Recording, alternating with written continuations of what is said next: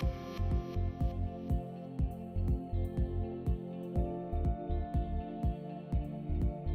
evening, everybody. Welcome to this evening's meeting of Employment Matters Committee on Tuesday the 24th of January. Agenda item 1, apologies for absence. Everybody's present, so I have no apologies. Agenda item 2, the record of the meeting. Do members agree the record of the meeting held on the 30th of November is accurate and true? Great, thank you very much. There are no urgent matters.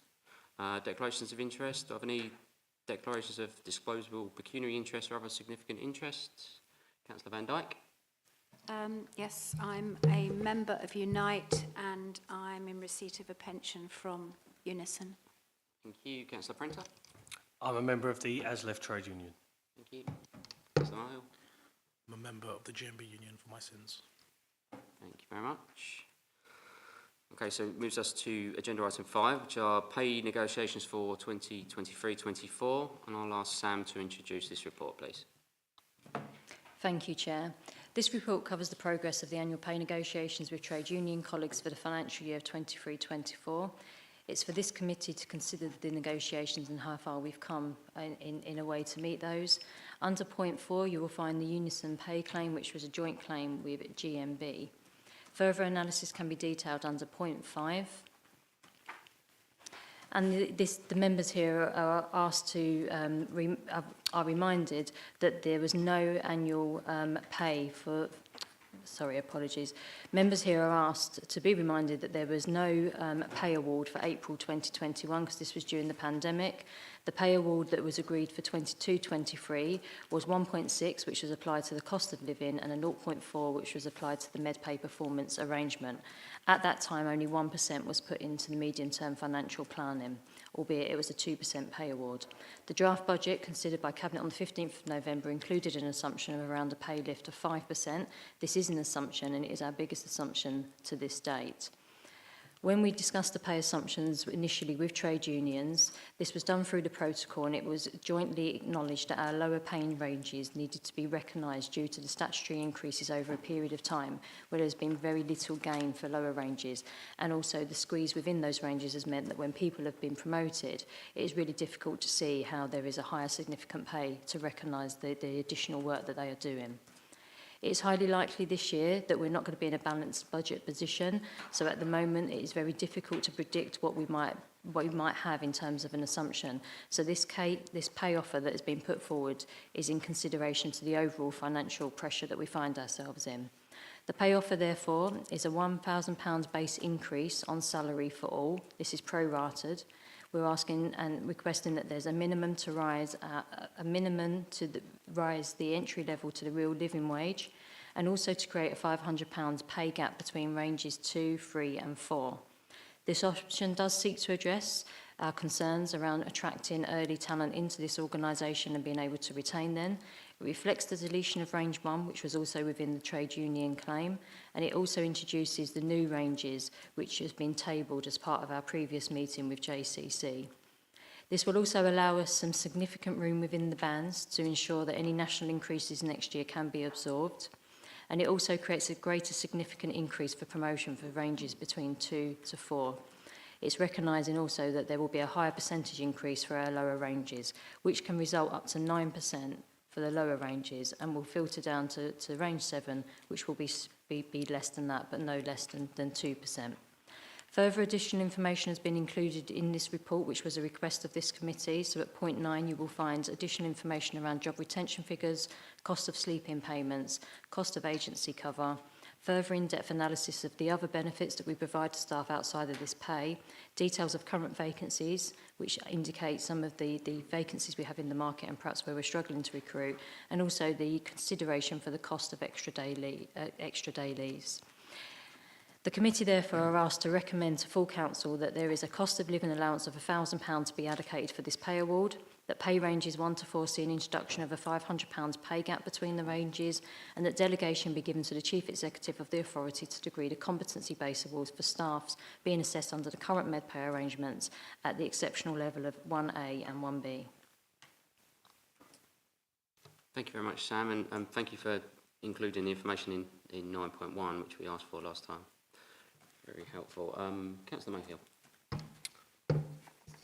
Thank you for the report there. Instead of sort of going to the weeds of any figures there, I'd just sort of like to leave it for Councillor Prenter and Councillor Van Dijk to put forward the arguments as a group. But I suppose safe to say that we won't be supporting sort of recommending this to council. I understand that officers have to work within what they have, and clearly you've put a lot of work into that, but it's not something that we can recommend to the council. That something that doesn't sort of really, although on the lower bands it's getting close to, I think, what is needed with sort of 9%, 8%. That's sort of getting close to what we've seen in sort of other negotiations up and down the country.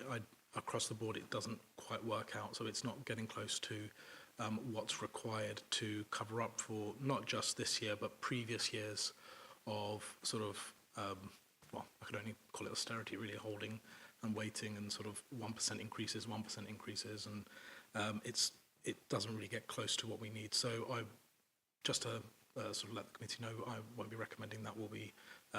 I won't be voting to recommend this to the council, full council, and I leave it to my other two colleagues here to put forward their own arguments. Thank you. Councillor Prenter. Yeah, just picking up the point.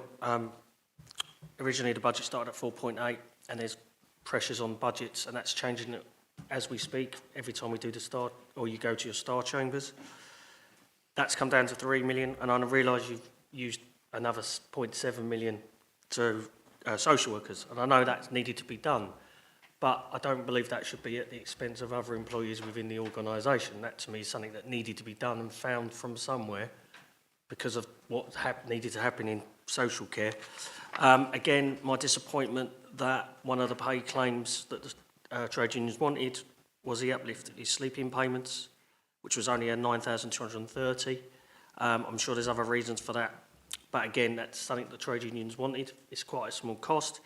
And that's evidenced by, as we can see in the report, we're paying agency workers £130 for a sleep-in a night, whereas we're only paying our own £45. We could have met the trade unions and given them £50 at a very small cost. And again, we do need to find money for our employees. They are under extreme pressure of living at the moment. We do need to find. And on the annual leave that you say Kent County Council, we're not below or we're not behind Kent County Council because they've raised theirs. But Medway employees are lower, but part of that was they got 1 day's extra leave. They're now not even getting that, but they're still below in pay. So we do need to find that. And to buy and sell annual leave, you've got to have the annual leave, and if you want to sell annual leave, the more annual leave you've got, it's easier to sell. So that's the only points I want to raise, and again, I don't think I can support this. Because it's a moving budget, which has already been said, I don't think we can recommend something when we don't even know what the budget is at this moment in time. Thank you. Okay, Councillor Thorne. Thank you, Chair. Yeah, just a quick one I can ask Sam if that's possible. In the 7.5 of the appendix, you state the £1,000 base increase for all and £500 gap between regions 2, 3 and 4, which is very nice, but as I'm reading this, range 1 and range 2, the base is 707. So it's not £1,000 for all. Can someone enlighten me as to why?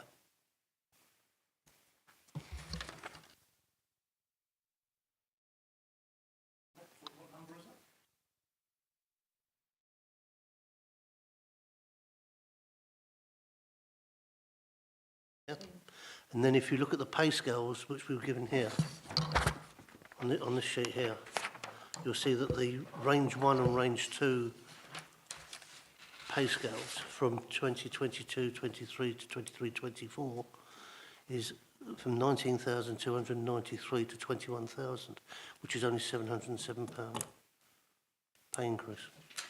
Yeah. So the other one goes up from 707 to 1,000 if you're at the higher end of that range. So I'm not exactly in. So you recall, as part of the trade union pay claim, they asked us to delete range 1 in terms of that not being a feature. Now, with any organisation, you can't just remove a grade without looking at the role, what they're doing, and how, therefore, then there isn't any unintended consequences of creating that role into another role when we do the evaluation of those jobs. So this will be a £1,000 uplift for everybody. So individually, they will receive a £1,000 uplift. This is a pay band. So when somebody joins the organisation, they will be joining on 21,000. So that will be our starting point, and that's in line with the cost, the real living wage of £10.90. So individuals who are currently in that range 1 and that range 2 will see the £1,000 uplift, because if you note on the new pay ranges, range 1 starts at the same pay range as range 2. What we're absolutely key to do here is, for those range 1s that then now will move into that range 2 band, we need to make sure our existing range 2s have got a higher starting point, and that's the evaluation piece we need to do. But whilst that doesn't calculate across, individuals who are currently employed in Medway will receive a £1,000 increase. Thanks, Sam. I'm just hoping that the people in the lower ranges aren't suffering. That's all I'm after. Okay, Councillor Turpin. Yeah, I just wanted to clarify. So what is the point of range 1 when range 1 is at 21,000 and range 2 is at 21,000? I mean, does it mean that you're range 1 then, and you can't get promotion unless you have a more specific role to go to? Range 1 hasn't necessarily existed for a long period of time. So if you look at the structure on the other side, you'll note that the range 1 was a spot rate of 19,293, the same as range 2. So this has been an historical problem over a period of time where the national minimum wage has increased, and all we've done is eradicated the range 1 and pushed it into range 2. What we're doing under the med pay review now is looking to remove range 1, but we can't do that until we assess all of those range 1 jobs, because it would be hugely unfair of us to suggest a range 1 job role that's been evaluated at that would then be the same as a range 2. So what this does is significantly shifts those ranges up, but that's going to take a little bit of time to do through the evaluation process. So in short, the answer is we shouldn't have range 1, but we do have people doing jobs that wouldn't merit the same salary as that on the range 2. So all of that bottom area does need to be re-evaluated. I think this goes as part of the, I suppose, the frustrations across the organisation around how with MedPay, when it came in back in 2013, there wasn't this natural review that happens every year that done just that. So every year when you've had a minimum increase at the bottom of your ranges, you do need to go back and review those roles and sense check those roles and reevaluate them. Historically, that hasn't happened, but that will happen this year, and that will see the deletion of range 1. So will you then call range, you'll just keep range 2, you'll just delete it, like grade inflation in schools or something like that? Yeah, absolutely. We've only got a handful of range 1 people in Medway doing those jobs. We do need to look at what those jobs are. I think a lot of it has changed over time naturally because of automation and how we do things differently. So, you know, how we are scanning now and things like that, which typically would have been a range 1 job. Don't really exist at the moment, so it is the right thing to do to review those and grade those people at the grade they should be. So if we've got range 1s where their jobs evolved over time and it's changed, and actually they should be a range 2 and it needs to be re-evaluated to that is what we would be doing. Looking at the range 1 level, that just becomes the entry point to range 2. And as we migrate into the MedPay review, apologies, Councillor Turpin, I don't know if you was at the previous meeting, but we're going to have 3 layers within a band that will develop. We'll have an entry level, a developing level, then an experience level. Once we've got those 3 layers in the band, it's going to be a lot easier to grade our jobs at the appropriate skills and experience level that we need. At the moment, that band is just a band, and people negotiate salaries within it, which is making it very difficult to be consistent. So part of the review addresses all of that moving forward. And again, with any increase around national minimum wage increase or real living wage increase, there will be that natural overlay of unintended consequences throughout that band and whether we need to shift them up. We know on predictions that what we've got within these bands will allow that inflation for the next year, but beyond that, we doubt it. So it will still need that constant review. Councillor Van Dyke? Yeah. back to the review of the pay structure, just if I could ask, what does it look like? What are the objectives of the review of the pay structure? And in light of the fact that we're being told there's insufficient money to increase the pay award, what does that mean in terms of the outcomes of that review? And what is the timeline? Because the problem exists now, so if this is going to take some considerable time, any benefits maybe in the future? I think that was, yeah. Thank you, Councillor Van Dijk. In terms of what the new pay approach looks like and the objectives that it sets out, the key objective to our new pay approach is to create career progression through the pay band and align the skills and be very transparent in what is required in order to receive that pay uplift. At the moment, our current scheme is limited in the sense that we get to this point every year and we will negotiate an uplift that will go across the organisation as either a percentage or a flat rate increase. What the new pay approach will do will demonstrate 3 points within a pay range and give you the opportunity as an individual to expand your skills to match that level that is required within that pay band. So we would expect an entry level to come in at the bottom of the band, which will be developing.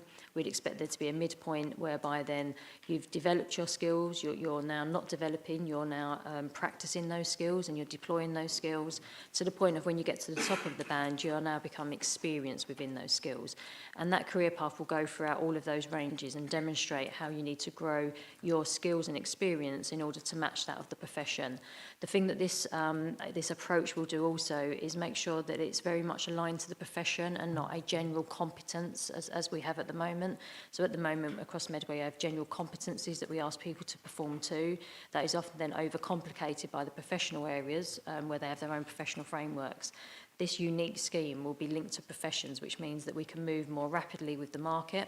So if there is a surge in the market and the salary goes up and our pay needs to be reflected, we can look at the whole progression rather than trying to look at the whole of Medway as an organisation. And that's where we've been really stuck before in terms of the size of the challenge and diversity within our organisation. In terms of the increase, we recognise there is a lot that we don't know about this pay challenge. Now, I just want to point out, I guess, and give members assurance that we haven't sat still since 2013 and not done anything. So in pockets where we have come up against significant recruitment challenges, we have reviewed pay and we have used something called a market premium that would increase that pay to allow us to be competitive within the market. And that then gets set into base budgets. So what we're in a position now is market premiums can't be the backstop to just constantly increase pay. It's got to be part of a consolidated pay package. So what MedPay will do is we will still have access to the market allowance to match us into the market, but most definitely it's going to be done much more transparently. And if we have to review that whole progression, we can rather than the whole council. As I mentioned, we do expect there to be increases in pockets. We do expect this first 10% that are going through, so we're doing 10% in the first year, to see the most significant increase, because this is probably our most higher paid areas and the ones where we've got the most significant recruitment and retention challenges. Having said that, in a lot of these areas, we also have a reliance on locums, and locums are a higher cost. So each business area across those 10% will have a very different business case that will be presented forward around how it's going to be affordable. We've made the commitment that this isn't about taking jobs out of the structure to make this affordable, and there is a recognition that in places this could create financial pressure. But as a corporate team, we're not asking services to pick this up. We are asking services to be transformational in their approach. We are asking them to be creative in how they're doing that and making sure if, for example, they have income areas where they can maximise income, that's taken into consideration to first offset the salaries of the staff. So until we get to the end of the 10%, we generally don't know what that forecast assumption will be. We're working closely with finance and we're making some assumptions. So we've got a system that is a benchmark system. We can measure ourselves against others through this system to see where we're falling and what that looks like. And from that, we can make some predictions on what the cost then is to the local authority in terms of where we currently are on some of those pay scales. All of that work will go through corporate management team and through finance, and obviously will be due consideration. We have made a commitment to this committee to come back and to update on the 10% and to share all of that findings with you, so we can keep you engaged along the process of this. We have a significant risk register that's in place, and I think it's fair to say a key risk for us is affordability alongside engagement. We mentioned retention being a concern, and that was heavily debated in the previous meeting.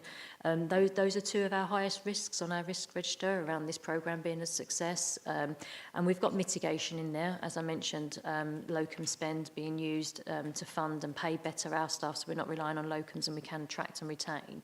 But each area will have a different business case. Beyond the 10%, we've made a commitment that we will, in year 2, get the majority on board. Now, the majority being at least 60%. We're in the process of identifying who might be in phase 3. So where do we feel that we've done some market testing and actually we are aligned to the market and we don't have to worry so much at this time. And it's going to be those areas that broadly we are recruiting, we're retaining and we're paying in line with the market that we're likely to fall into phase 3. But that decision hasn't been made just yet. I think throughout all of this, the reason that we started with 10% was because we wanted to test it. We don't want to assume what we've got is going to be a workable model that's going to fit everybody in the council. So we wanted to run it in a real life scenario. We wanted to do the forecasting and make sure it's something that as an organisation we can see the added value for. And what we're already finding is this isn't just about uplifting pay. And I appreciate we're in a pay negotiation at the moment, but this is about giving people career pathways and people acknowledging how they can move through those career pathways. You know, the key thing for me in all of this is within this 10%, we're having to redesign how we do things. So this 10% is for a year, and it might seem like a small figure, but as an organisation, this is a huge cultural shift to how we manage performance. At the moment, we do this through our competencies, through the objectives, and somebody being given a box mark at the end of the year, which is a 1, 2 or a 3, 1 being exceptional, 2 being good, and 3 being not so good. We don't want that in there. We don't think that motivates, although if it's run well, it can motivate. We don't feel that's having the desired effect in Medway, so we don't want to have that grading at the end of the year. So how we measure performance will be through a skills assessment against those 3 levels. And that means our policies, our processes, how we do that, everything has to change. And we're testing all of that. And I think it's fair to say we have a project team in situ. We have corporate management team that we meet every 2 weeks to check progression, check the risk register, check everything that we're sending up in terms of decision making. So there's a huge commitment within the organisation, but nobody's underestimating the size of this challenge and in terms of the cultural change we need to do to make this a success. And for that reason alone, it's really important we don't rush this, that we test it properly and make sure it's something that's going to stop us from losing people and be able to recruit and retain from the market. And it's really important our communication and engagement is key, and we bring people on the way with us. And that's why it's a 3-year project. Okay, so if you're dealing with simply the 10% in the first year, given that there is potentially a risk of shedding staff as a consequence, is there a plan B, if you like, if you start to lose staff in significant roles? Yeah, so I mean, in terms of determining the 10%, we've done a lot of market testing against all of our roles within the organisation. So, you know, this 10% is the high risk area. So that's the first thing to give assurance on. We didn't just assume this. There was a lot of data and principles applied because we've recognised tonight that within the limitations of the pay, there's probably more people that could be in there. So we had to set a benchmark. That said, whilst we're doing the 10%, we know of 2 other areas that need much more of a reorganisation across all of their layers in terms to make this possible. So whilst they are not part of the 10%, work is already underway within those professional areas to look at what the risk is. And just to give some assurance back to the committee, as we wrap up this financial year, we will be starting to work with the next phase. Okay, so when I say a year, we've actually been working on this all year already. So the next phase, the next 60% will start to onboard from April, and that will start to engage a greater workforce. And one of the things I shared when we spoke about this back a couple of committees ago was that communication and engagement and transparency is really, really key. A key thing coming out of the survey, and even with exit surveys where people are leaving for other reasons other than pay, is people would recommend Medway as a place to work. You know, people are not unhappy working here, and it's not just about pay. And I think if we can address some of the core concerns that are coming out of the survey, which we've already made great inroads into doing, and we can communicate that and give confidence to the workforce, I think we can change that percentage, and it will be a lot less. So yes, we do identify it. Plan B, our plan B would be to accelerate the programme, but that is going to require resource, so there will be a decision to be made around what resource we put in to accelerate the programme. And that is a watching brief that we have all the time, and corporate management team meet every 2 weeks with me to project review. And in terms of that being at the most senior level, I do believe the right decisions and the speed in which those decisions need to take place are being fully taken, and that risk is being fully measured every 2 weeks. So I think we're in a strong position that we won't hemorrhage a lot of people out of the organisation without knowing it's coming or happening. You know, we're working very, very closely with the directorate areas. We're doing market testing through the system that we've now got, which we didn't have before. And that gives us an early indication of perhaps issues that are coming. We test when we go to market. We know we've got failed campaigns. So all of that data is taken into our consideration as to how quickly and where we need to move within the organisation. Hence why we moved rapidly with our social worker position, and some of that money, whilst I appreciate Councillor Prenter, you didn't want that to go to other people at the detriment to the overall council. That was an immediate need that we had to address within the market and the workforce, and that's in the context of a national position, but obviously we had to make ourselves the most competitive we can. So we will, outside of this 10%, react and move where we need to, because the business case will be solid enough that we have no choice. Councillor Van Dijk, did you want to come back? Councillor Thorne? Thanks, Chair. It's just something quite minor and trivial, actually. But going back to what we were talking about, of abolishing Range 1 and an entry into Range 2, I'm intrigued to read that in Appendix 3 of the current vacancies, we have Range 1. Would it not be better to introduce the Range 2 so we can just start abolishing this Range 1? In short, yes, it absolutely would. The danger of doing that without doing the evaluation internally with our Range 1s is to go to market and call something a Range 2 when we're calling it a Range 1 internally would really upset our own workforce. So the pay is the same. It is just the notion of it being a Range 1 or a Range 2 that is different. So the pay is not changed. But if we just change that terminology without doing that engagement, if we had people sitting on a Range 1, I think our internal workforce would be upset. So we do need to go through that engagement piece and do that evaluation with existing roles rather than just go to market and call everything a Range 2. So, yes, sensible, but unintended consequences if we were to do that. Any other member? No. Okay, so... Councillor Mayor? Sorry, can I request a recorded vote? You can, we need, yeah, Mr. Sawalter, yeah, okay. So it will be a recorded vote when we do the recommendation. So just to recap on previous meeting with the trade unions, obviously they mentioned a lot of points, and they mentioned some positive points as well, how we started negotiations a lot earlier and how we addressed the concerns regarding the sort of lower bands and also the pay range gap of the £500 between bands 2, 3 and 4, which, well, all the way up, which they were happy with. Having said that, you know, we'll move the recommendations at section 13.1 and 13.2, but do recognise we haven't quite got to where the trade union claim is, but obviously we have the budget pressures that we've got. So with that, so I'll move the recommendations at 13.1.2. Is that supported? Thank you, Councillor Tappin. Right, if I step in now, Chairman. So obviously Councillor Mayhill, I think, and Councillor Prenter both requested a recorded vote. So a bit like full council meetings, I'm going to ask you to vote either in favour, against or abstain on the recommendations on page 20 of the agenda at 13.1 and 13.2? I'm happy to read them out. Okay, I'll take that as read.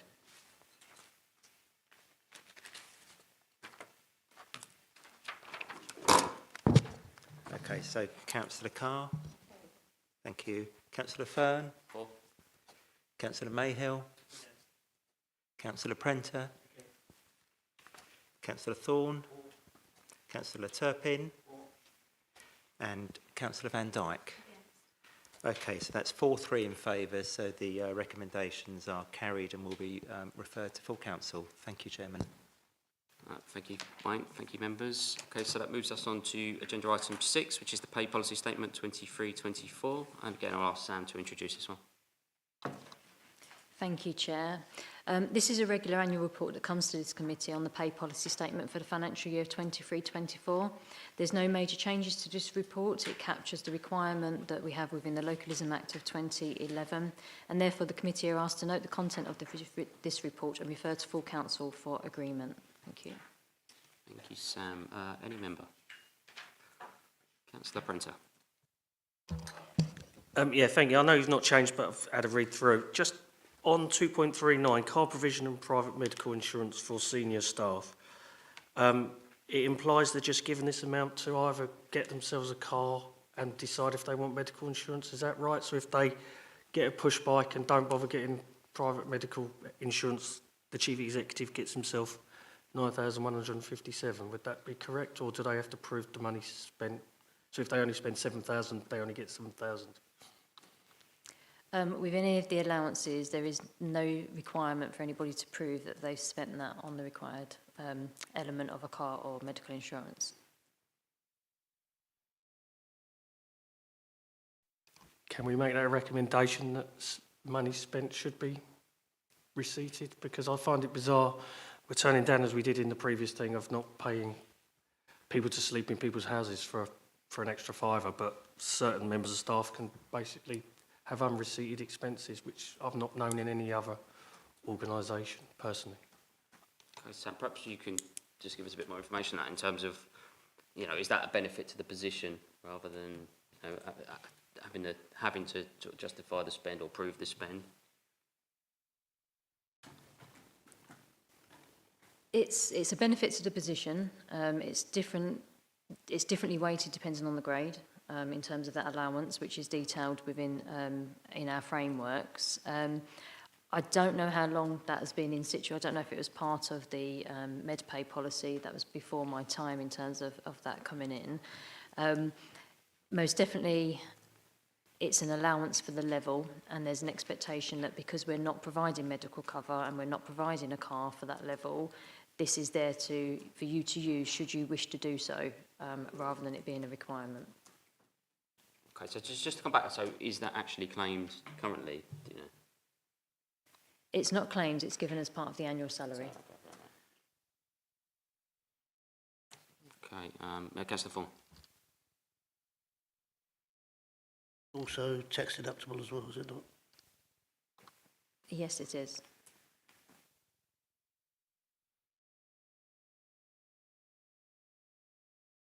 Councillor Prenter. Yeah, I get it's part of the package, but I've never known in any organisation just to get given, especially as you as an employee run car leasing schemes. Generally, you get a car lease through your organisation. It just sounds like a bit of a up the salary as opposed to actually something to benefit. But we'll leave it there because I'm not sure exactly where we should take this. But I would like to just put on record, I find it a bit bizarre as part of the pay statement. Thank you. Yeah, no, thank you, Councillor Prenter, and you're right to raise it. I guess I mentioned a commitment to us reviewing allowances and pay across a number of areas as part of the med pay review. I don't think we're in a position to take that anywhere at the moment, but it's certainly something we can put under review as we go through the med pay review to look at whether or not that should be part of a base salary rather than the intention or notion of suggestion it's for car and medical insurance. Like I say, I don't have the the background into why this is, Nicola's just shared that this was something that has been in long before the MedPay review back in 2013, and nobody's raised before. So by all means, let's just take away and give that some consideration to pick up as part of the review. Okay, any other member? No? Okay, so I move recommendations as set out on section 9.1. Is that supported? Thank you. Councillor Vaughan, is it agreed? Okay, thank you. Okay, so we move to agenda item 7, which is the gender pay gap. And Nicola, your turn to introduce this one, please. Thank you, Chair. So the gender pay gap report. As an employer of more than 250 employees, we are required by the Equality Act 2010 to report annually our gender pay gap and make public this data alongside a signed written statement. This data must include a number of key metrics as detailed in the report at 2.2.1. This year, colleagues in public health have offered resource and expertise to us to undertake a deeper dive into our 2022-23 HR data in relation to protected characteristics and pay. This is helping to inform our new equality, diversity and inclusion strategy and action plan. The full data set for the gender pay gap report can be found in Appendix 1, and an executive summary of the findings at 3.2, which states male colleagues have a higher mean and median hourly rate, but both these are lower than last year. There is parity amongst male and female colleagues in relation to bonus pay, and female colleagues form the greater proportion in all pay quartiles. At table 3.4.1 shows comparator data for the 6 years of gender pay gap reporting. Notably, the mean hourly rate gap is at its lowest in 2023 since reporting begun. At Appendix 3, you can see a comparison in our geographical region for last year. And if ranked, Medway sit in the middle of the pack in relation to the mean and the median. We will monitor this for 2023 when results are published later this year. The committee are asked to note the report. Thank you. Thank you, Nicola. Any member? Councillor Turpin? Is there any reason why the bonus is so low for the male? I mean, it's gone from 42% last year to 15% this year. Any thoughts on that? The bonus payment is the award of the 1A under MedPay. That it's an exceptional payment, so very few employees within the council are awarded that 1A. So any small changes from 5 females to 6 males would have quite a significant shift in the percentage. Okay, any other member? No? Okay, so move recommendations on page 66 at 6.1. That we note content. Is that agreed? Thank you, Councillor Vaughan. Is that agreed? Thank you very much. So with no further business, that's the meeting now closed. Thank you all for your attendance.